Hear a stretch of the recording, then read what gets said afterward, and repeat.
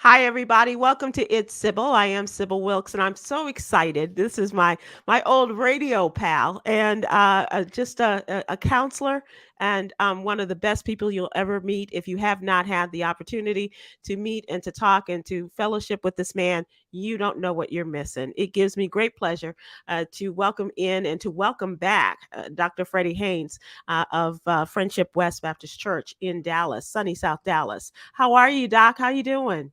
Sib, after that intro, because I was about to go find who you were introducing, because I didn't think it was me. So after that, hey, I'm real good. How are you? You are even better than good. I'm good, Doctor, and I'm really very glad to talk to you. I miss being on the radio with you. Oh yeah, For the folks who don't know, I had an opportunity to work with the Dr. Haynes a few years ago, and it was a fun show, but it was also really it was like what we try to do: inform and empower people and entertain. And it was called FHU. What the FHU, which actually was for Freddie Haynes Unscripted, and we would have these stories, and people was like, "What the FHU? What are you talking about?" It's like just it's the name of the that's right, show. that's right. But listen, on the real tip, I was your student, and I learned so much from you. You are just, I mean, you are a radio genius. You again, I think it's very apropos that you are our Ida B. Wells. And Mhm. for that reason, I salute you. I am so grateful to God for you.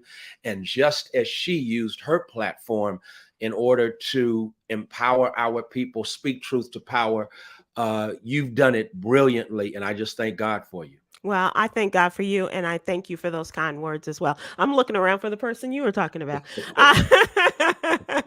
Uh, Doc, I want to talk about some things that, and especially a look back on this year, Yeah, whether it's about politics. There's a lot of politics, obviously, right. and we can start off with that, and just how we ended the year, and we thought, okay, we've got this. You know, we this guy is going to eventually get out of office, Yeah, we and we are going to start off the year on January 20th and have an amazing beginning of the return of sanity. And yeah, good politics is going to reign throughout Washington, D.C., if not the land. Well, son of a gun, Doc, January 6th came along, yeah, and the rioters stormed the Capitol. They are trying to take away one of the fundamental acts of our government, and that is to um, make clear who won the presidency. yeah, To get the vote, and to say, okay, we're going to say that you lost and Joe Biden won. And yeah. that's because that's what the elector and the electoral college was all about. So we're going to confirm it. And Doc, I I still cannot believe on that day, with those, they say hundreds, I say thousands of people I agree. converged upon the government, on the center of our government, in Washington D.C., and they look like the people storming the Bastille. Yeah, yeah. And I guess for me, on one hand, I really wasn't surprised because there was a drum beat Hmm. leading up to that day. And, sadly, the vanquished, twice impeached, Yeah. ex-president of this country was the drummer who Hmm. kept beating the drum that, number one, the election was not legitimate, Hmm. that it had been stolen. Fraud. The evidence continued to mount that he was trying to pressure those who were responsible for presiding over the elections in Arizona, in Georgia. And so you have something that has never taken place. This country prides itself on a smooth transition from Right. one administration to the next. And that is what we did not have. And ironically, in a policy piece, we still don't have it Right. because it became known as the big lie. Hmm. And the big lie was that there was what? Voter fraud. Fraud. And so the voter fraud that resulted, or the announcement or the accusation of voter fraud or the lack of voter integrity that resulted in, stop the steal, which was their language that Right. they used on that day. And to see him that morning stirring up the crowd, no matter how much they tried to engage in revisionist history. Hmm.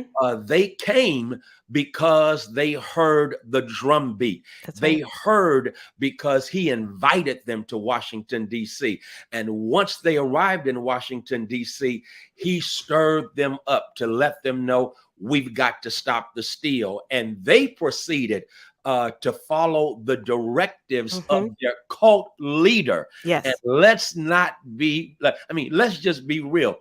There is a cult that supports, that still believes in the vanquished, twice impeached ex-president of this country. And they will literally kill for him, Yeah. which is what they tried to do. And they On did that day. kill. They did Yeah, kill, right? yeah, And including going after the vice president. and hang Pence. Hang Pence. That was the rallying cry for Yeah, those that made it into the chambers there. And as they were running from them, as Mike Pence and his people were running from him, hearing these people saying, and police officers giving their lives yeah. in order to save these people who didn't give a darn about them. Who didn't care a thing about them, and have demonstrated that in their refusal to go ahead and prosecute, Right. what took place, those who were guilty of, stirring things up. Hmm. Hint, hint, the vanquished, twice impeached ex-president of this country, the ex-liar in chief, instead of actually going after. I just saw something on social media that is so sadly true. Jussie Smollett. Hmm. And again, what he did, you cannot make an excuse for it. He's going to serve more time than any of those seditionists Right. who tried Seditionists. to overthrow the government Government. of this country. That's And right. there's something sick about that. Yeah, there's a sickness to that whole mentality from, and they always say the fish rots from the head, and we saw that over the last 6 years, Yeah, right? yeah, And this man, even when we hear the stories about how all of these people were supposedly calling him and telling him, "You got to send them, you got to get to those people and tell them to stop. You got to pull them back off of the off of the roof, right. off of the eaves of the Capitol building." And how long it took them for him to create a message that was anything resembling what a normal person would ask for. Stop it, go home. Yeah, yeah, yeah, no question. And here's the undercurrent that I think the nation refuses to deal with, which is ironic given 2020 was supposedly the Yes. year of a racial reckoning. Mm-hmm. Well, the result of the reckoning, there was Come an on. undercurrent of race, Yes. in that. So one of the pictures that still jars me was this picture of a noose, Yes. and it was in proximity to a cross, Mm-hmm. and persons engaged in prayer. And so in the name of Jesus, they are crucifying democracy. Right. And again, the racial undercurrent we often discuss was the fact that if Black Lives Matter had gotten that close to the Capitol in a peaceful protest, Mm-mm. we all know that not only would persons have been arrested, but a few would have survived and come out alive. Exactly. And that was something I was going to bring up to you, because it's always the difference. It doesn't matter where we are in terms of whether it is at the Capitol or if it's on a street corner in Minneapolis, Minnesota. The difference between the way white people are treated and the way Oh, black people are treated by police, by the government, by you, it doesn't matter who it is. The difference is always so stark, and they don't want us to tell the truth about things, and which is why we're now in the midst of CRT and all of that nonsense that isn't yeah. even in our schools. But that's for a little bit later. We'll talk about that later. Um, So we start out on January 6th, and we have this insurrection at the Capitol, and 1 week later, the head of the insurrectionists became the first president to be impeached twice Twice. after the House charged him with inciting the Capitol insurrection. And then the timing is just crazy. So on the 6th, they have the insurrection. On the 13th, he is impeached by the House. And then 1 week later, January 20th, with at the same scene where all of this hell broke loose, the start of a new administration. Yeah. The start of what we hoped was a greater day and a brighter day. Right. And looking at the way those Republicans flipped the switch on January 6th, when initially they were upset and disturbed with Donald Trump and the way that he handled all of this, and then by the time the vote was taken that night, they stood with him. And they stood with him on January 6th, and they still stand with him 11 months later. Right. It's now, the Trumplican cult Yeah. party, Yep. and that Trumplican cult party, it's really going to be interesting how history is going to treat Yep. the Trumplican cult party, because sadly, they basically have said democracy is not something that the values of democracy that we swore to uphold, Right. to protect the Constitution of the United States. They basically violated that. And so, right now we are in an era where sadly those, and I think Barack Obama says this well, they are more obsessed with power than they are principles of democracy. Right. And so we can't even trust them to uphold what it means to be a democratic society. This republic, as far as I'm concerned, I agree so wholeheartedly with Cornel West. We are on the fall side of the rise and fall of great empires. Every empire in history has had its rise where it reached its apex, but then it began to decline. And we are sadly on the fall side unless something happens quick, because this country is on a collision course with an expiration date.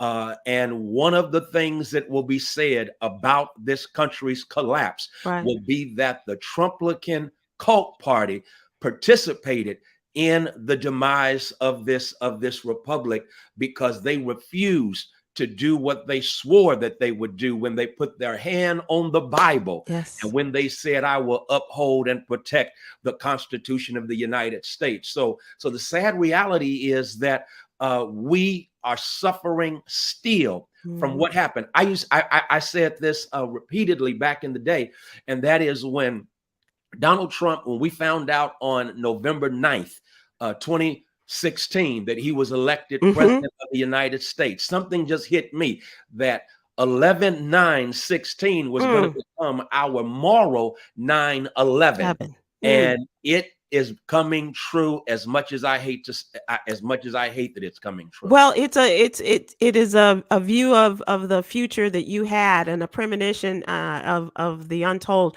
that became a reality for us, and it is still a sad story, and especially when you think about the fact that these people are still carrying through on, and not only the people of this country, the average citizens, not only are they carrying through, but right there in the house of government, where we have such rampant Islamophobia, we have, such great hatred for people of all colors. And if it ain't white, it ain't right. And that is the horror of, we didn't have our people die to get us to this point in which we are looking at the destruction of our democracy. Right now, Doc, I want to say that the last research that I read, it had America as the 34th ranked democracy in the world. Wow.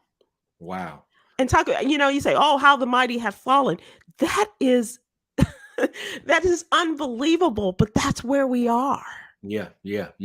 And the irony of it is that the motto of the vanquished, Mm-hmm. twice impeached ex-president of this country was "Make America Great Great. Again." Of Yep. course, those of us who are us, we knew what that meant. Mm-hmm. And it had nothing to do with greatness. As a matter of fact, it was going to take this country back more and more toward a time of fascism as opposed to a democracy. And so we have reached this era of a neo-fascist Mm-hmm. kind of approach to governing that, again, that party on the right, which is so dead wrong, is more concerned with power Yep. than they are making things right or solving problems. Yeah, that's the best way to put it. Mm-hmm. They don't want to solve problems. No. All they want is to have power, and that is dangerous. And so we have,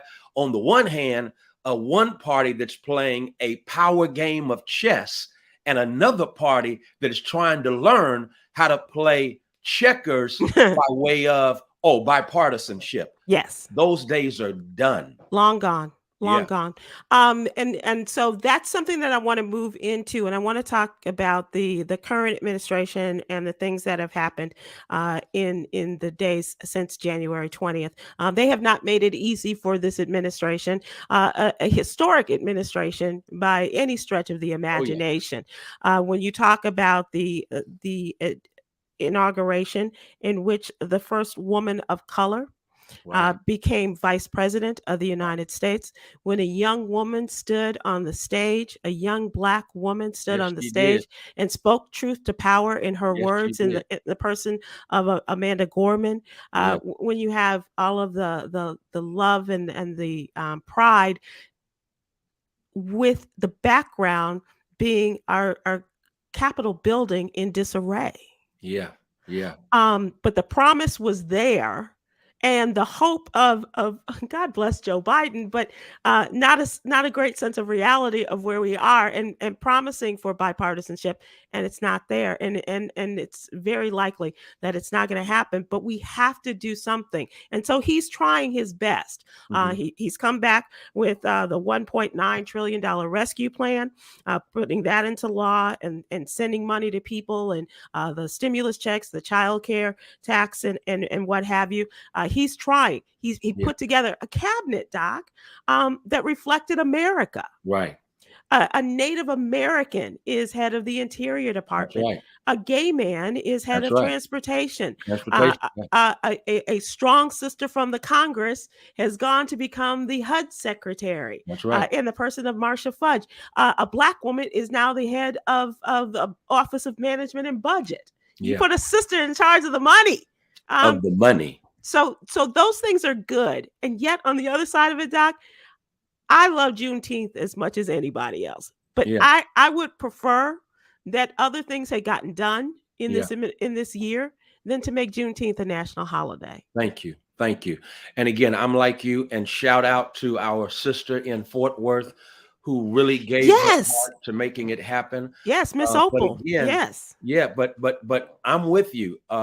It's almost as if, okay, let's give them a symbolic holiday. Yep. But now at the same time, in state legislatures, we're going to engage in this lie and campaign against critical race theory, do all we can to whitewash history. So we're going to have a holiday that celebrates emancipation, as it were. But now we don't want to talk about what brought about the need for emancipation. And so that's the hypocrisy that is going on in this country. And again, I cannot disconnect this year from last year. Right. The year of a racial reckoning, the year of George Floyd, Breonna Taylor, Ahmaud Arbery. And the response of this country is, okay, let's have Juneteenth. Instead of, let's make sure the John Lewis voting rights bill is passed. Instead of, let's make sure that we bust up the filibuster. Instead of doing those things that make America look like America. I got to go back to one more thing that got me at the inauguration, Sid, and that was that the hero who literally saved members of Congress was the one who was promoted, elevated to escort a certain dignitary Yeah. into the area where the inauguration was held. Right. And that was a black man. As a black man. And, Yep. and it just hit me that on that day, with all of that beautiful symbolism of black people, we've always been the ones who have believed more in American democracy, even more so than a lot of Americans, especially those who are in power. And that's basically all they want. And so I saw on that day America basically being upheld by the ones who have been most victimized That's right. by the American practice of democracy. That's right. Say it, because and the symbolism is everywhere, as you say.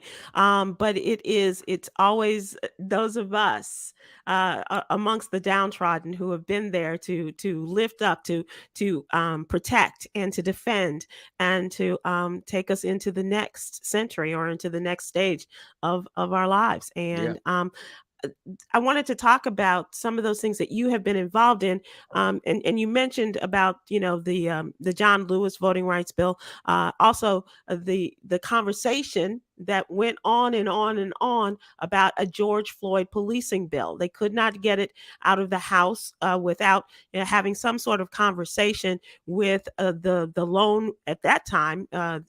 Well, he's not the lone black senator now, but definitely Tim Scott of North Carolina, and working with him to, God bless him, whatever that bill was that he tried to present for a policing bill. But they tried and tried and tried. And finally, God bless him, Cory Booker. He's like, I can't with this guy. Yeah. I can't with this guy. Yeah. And as much as we need this, and it almost seems as though, oh, okay, well, we can't do it, so let's just put it off to the side. And people like you and our friends from Black Voters Matter, Reverend Jesse Jackson, all these people who are going and making your voices heard and getting arrested, standing tall and getting arrested so that we can have some semblance of decency when it comes to voting, when it comes to policing. I need you to talk about this because you experience this, the likes of which a lot of us have not. And from your viewpoint, the way you looked at it, you're standing in front of the White House, you're standing in front of the House of Congress, and trying to, get your point across. And what's the end result, Doc? Watch your head. Basically, yeah, because as you know, here in Texas, and the behavior of those in power in Texas during these recent legislative sessions just caused me to add, and please forgive me, another S on the suffix of the name Texas, because it's just really sick that the same state that suffered from a horrific winter storm. That's another thing I was going to bring up. Yes. Right. Married to a power grid that is disconnected from the rest of the lower 48 in this country. And its mismanagement resulted in a death toll that continued to mount. But what did the governor focus on during special sessions? The special sessions resulted in that which, as far as I'm concerned, is anti-democratic. Number one, voter suppression bills that basically said, okay, wow, we had the greatest voter turnout in November of 2020 that we've ever had. What is going to be our response? Oh, we've got to make sure we don't have that kind of turnout again. Not fix the power grid, not hold accountable those responsible, not do something to honor those who died because of the neglect, but no, we're going to engage in passing in the state that one university study said is the most difficult state in the country in which to vote. Texas is the most difficult state in the country already to vote in.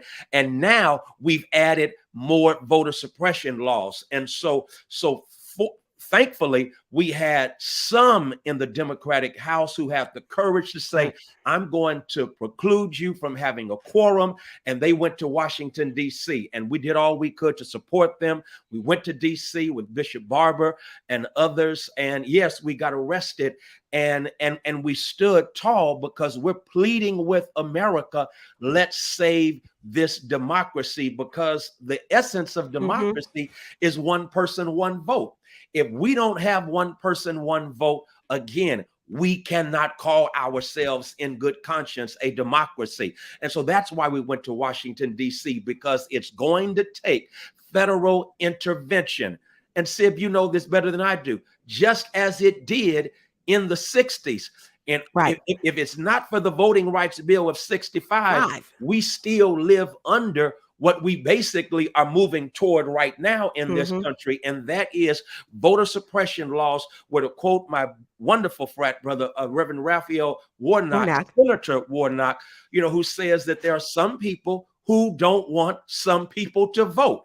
And that's what voter suppression does. Voter suppression says, I don't want you to vote if you look like this. I don't want you to vote if I don't think you're going to vote my way. Right. There's nothing democratic about that. And so it's going to take federal intervention. It's going to take the federal government overruling what's going on in a lot of these states, especially a state like Texas. And so, as far as I was concerned, there was no way I could do anything but honor the sacrifice of John Lewis and Amelia Boynton and so many others who shed blood on that bridge there in Selma, Alabama, on the Edmund Pettus Bridge. I had to get arrested. Yeah. And not only did I have to get arrested, but as far as I'm concerned, we've got to continue the fight. If we believe that what they did was right, if we believe that there is a possibility that this democratic experiment is going to work, we got to do all we can, because there are those who are so obsessed with power that they're going to do all they can to uphold their power and ensure that those who don't have power never find themselves expressing their voice through their vote. And so that's exactly what we tried to do. And I'll just say this, as much as I appreciate President Biden doing everything in his power with the Build Back Better, one of the messages that we've tried to get to him, if we don't have voting rights that are protected in this country, 2022, you might as well forget it. Yeah. 2024, it's a wash. It's washed. Because again, they will ensure that only certain people can vote. And if that takes place, we're number 34 in democracies right now. I mean, all we're going to do is keep going further and further down. Exactly, Doc. And I want to thank you for doing that and your due diligence. And they don't call you Frederick Douglass for nothing. Hey, got to live up to that name. Okay. What goes through your mind when you are there and you see that? I want to give people a sense of what you were feeling as you saw this, and the police are standing there, and then as you are, and it's a peaceful demonstration. It's not as if you were fighting the way they had done several months before. Right. But what goes through your mind? What are you feeling? What are you thinking? And how are you reacting to what's going on around you? Right. Well, first, when they put the zip ties on me, I said, "Oh, I'm glad to know y'all will arrest people who protest up here." And so, I just had to get that little. Of course, of course.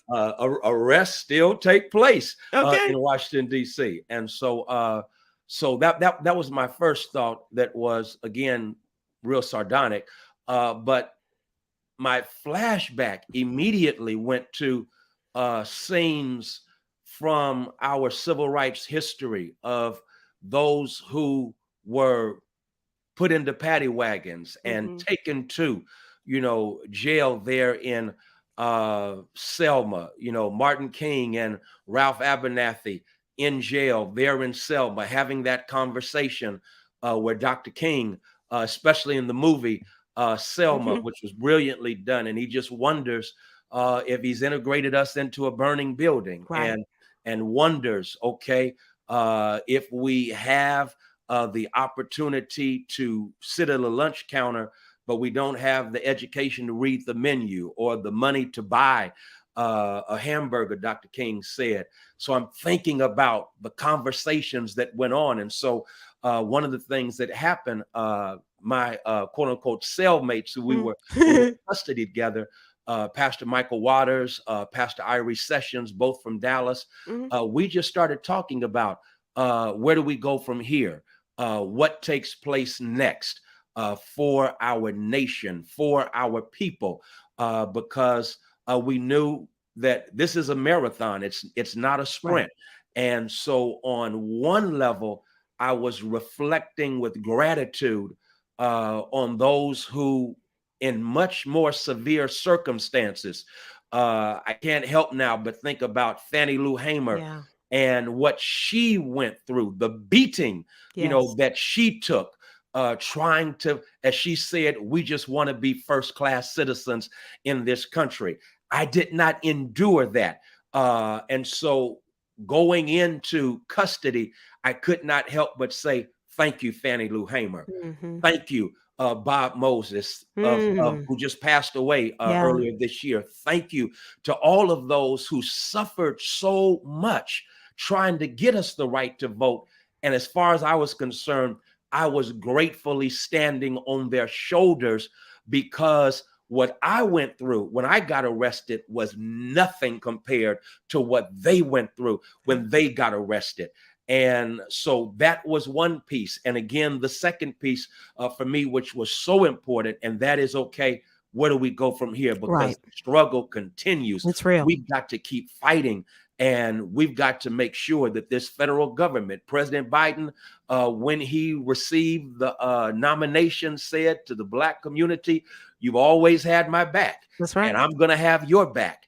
And I think it's up to us to define for him what having our back looks like. Yeah, you have said that so beautifully. And I want to just take a breath, because it is it's so heavy, Doc, and I worry about you sometimes, because when I text you like, you good, because you are on the forefront, and you are doing these great things, and bringing so much attention to us back at home, and letting the folks around the world know.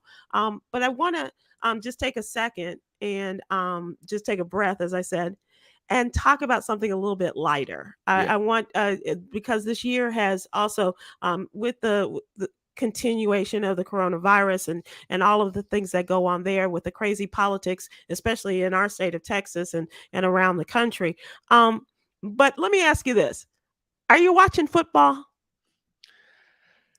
Every now and then I kind of sneak a peek. I've been sneaking peeks. I cannot lie and deny. I got to sneak a peek. Yeah. I'm with you too, and I don't even have a good team to sneak a peek for. But watching the Super Bowl, and I did watch, because I was really attracted to the fact that this 40-year-old man still got it, and could go out there on the football field and bring home his 7th Super Bowl ring. And Sib, I never want to be a hater, but I've been a Brady hater for so long. I'm with you. But I just gave it up to him in February. I said, you know what? Nobody's done it like you. And to be doing it past 40, that is absolutely, it's phenomenal. Yeah. And so I've been a Brady hater, but now I'm just a Brady, okay. I'm a Brady okayer. Yeah. I'm with you. How about your boys? How about your Cowboys? Oh, you just never can tell. Right. And you just never can tell.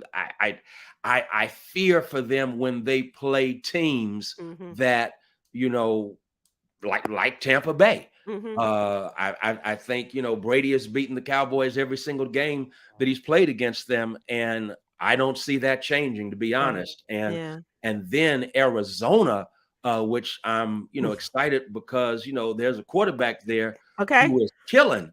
And I don't think the boys can hang with them. I just don't. So it's and I kind of have a different as you know, back in the day, I was emotionally just wrapped up in the boys, where if Yeah. they lost, I felt like I lost. Yeah, we You know saw what that I'm on saying? Sunday afternoons. Oh, I'd be messed up. I'd be messed up. But after Jerry Jones did his thing, I said, okay, let me emotionally disconnect a little bit. Mhm. And so I don't want them to lose, but if they do lose, I'm like, okay, my world doesn't end. But I just now try to enjoy the game, and that's why, again, I'm a Brady okay, or Brady, you okay, because I just go ahead and enjoy the game, but especially the brothers who are quarterbacking and coaching. I'm gonna root for them all the time. Right, and I'm with you, and that's why I did like Tampa Bay, because you had some really strong black coaches on that team, as opposed to my home team in Chicago. We finally got a good quarterback, a young Yeah, black man, but we have a horrible general manager, a horrible coach, and just beating and letting this kid. He really is a kid. This is he's his a first kid. year out of Ohio State, and just send him out there and just let them just the bejesus out of him.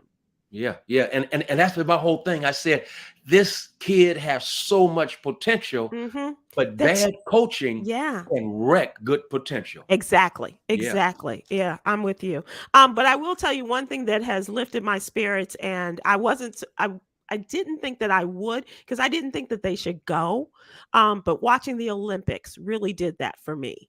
Um, uh, I loved, and I was quite disappointed that she didn't make the team, but I Right. love Sha'Carri Richardson from our Right. area here. Oh yeah. And unfortunately, her chance to win went up in smoke, if you will. Yeah. But I don't think that it's over for her. And then Simone Biles, she Yeah. showed us, Yeah. Doc, she, with all the grit that little girl has, and she is Yeah. a little one, That's all right. the grit that she has, she showed us it's okay not to be okay. It's okay not to be okay. And so for me, she's the GOAT on so many levels, because she said, okay, I'm not okay. I got the twisties, and I'm Mhm. not going to endanger myself just to appease, some of the crazies out there who are on their couches making their judgments, Yeah. and I won't call their names. No.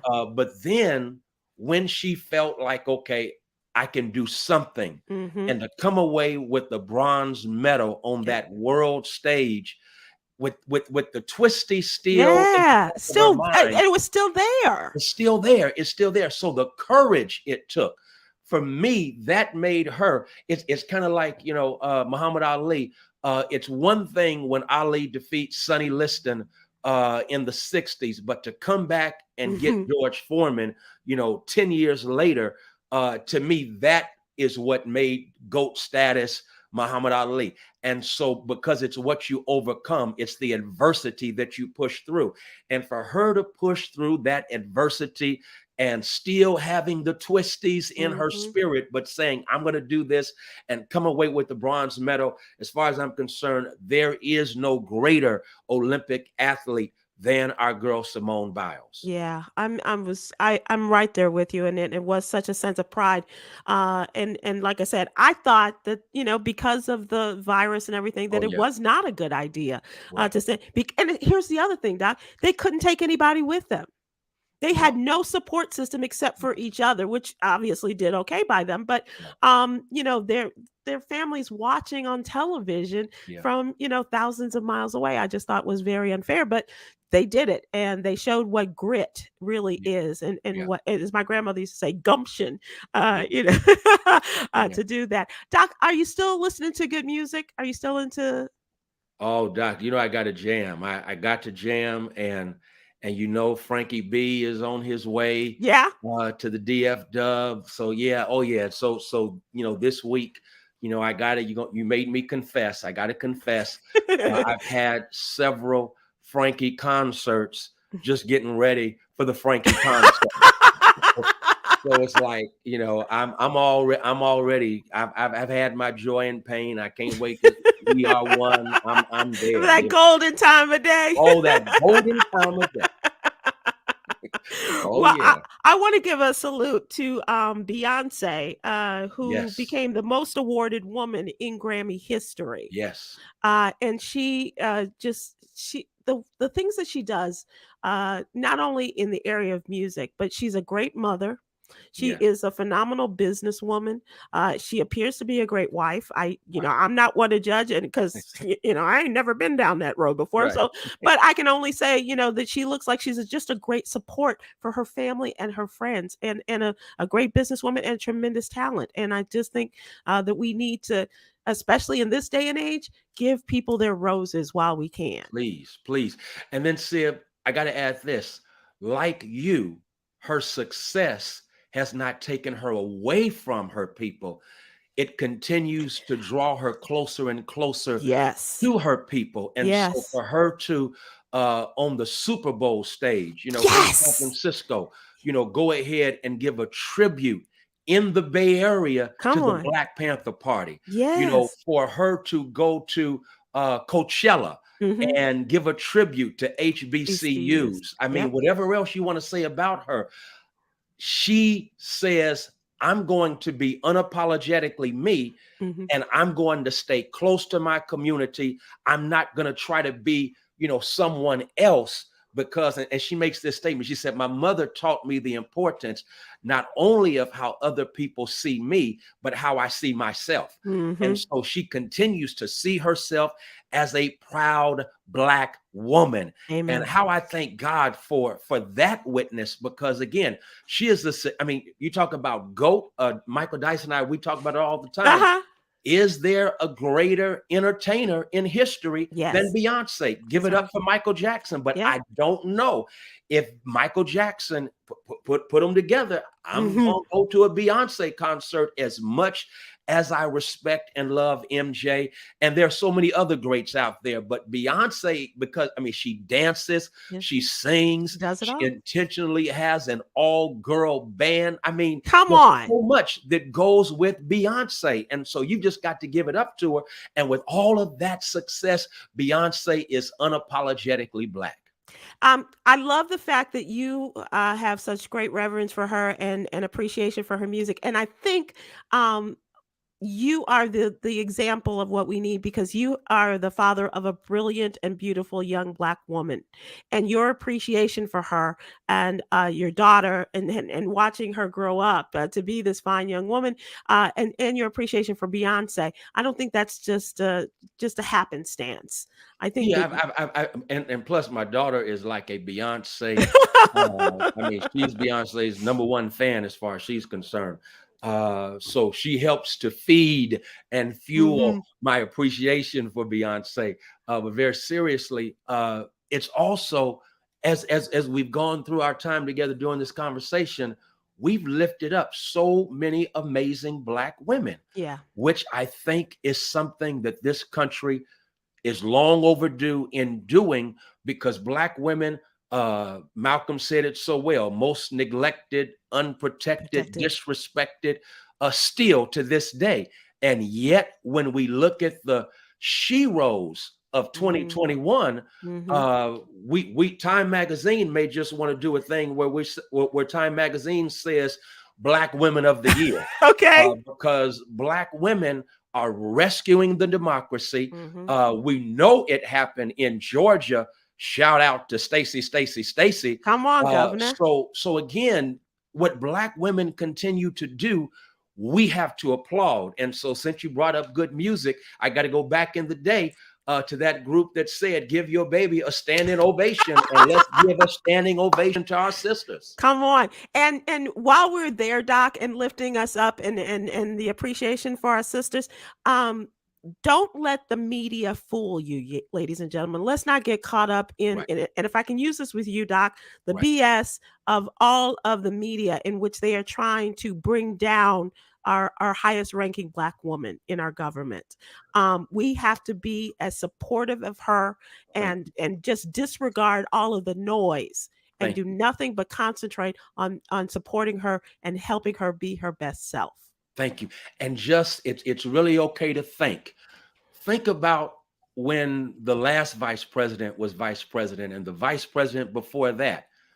really, what does the vice president do except support the president and stand in support of the president? That's the job of the vice president. Mm-hmm. And she's been doing it brilliantly and beautifully. And so, as far as I'm concerned, when I hear all this noise about where is Kamala Harris, what is Kamala Harris doing? She's doing what the job description calls for. Yep. And no other vice president has stepped outside of what the job description calls for. But all of a sudden, this is the most critiqued, scrutinized vice president in the history of this country. And the question becomes, I wonder why. Mm-hmm. Come on. Doc, we're going to wrap it up, and I just want to we finish our shows with a yogi's jewel. Yes, yogi. And I want to thank you so much for joining us, and I want to share with you, you are here for a purpose. Allow your passion to lead up to your purpose. Now, here's a man who does that each and every day, and we try to live up to his standard as well. Thank you so much, Dr. Freddy Haynes. I appreciate you. I hope we can do this again soon. I wish you a very merry, and a happy. Hey, thank you so much, Sib. Thank you for being our Ida B. Wells. Thank you for all that you do. You are a gift to all of us. Love you so much. Have an amazing holiday season. Thank you, my friend. Appreciate you. And thank you, everybody, for listening. And you've heard an incredible conversation with an incredible man. Thanks so much, everybody. Happy holidays.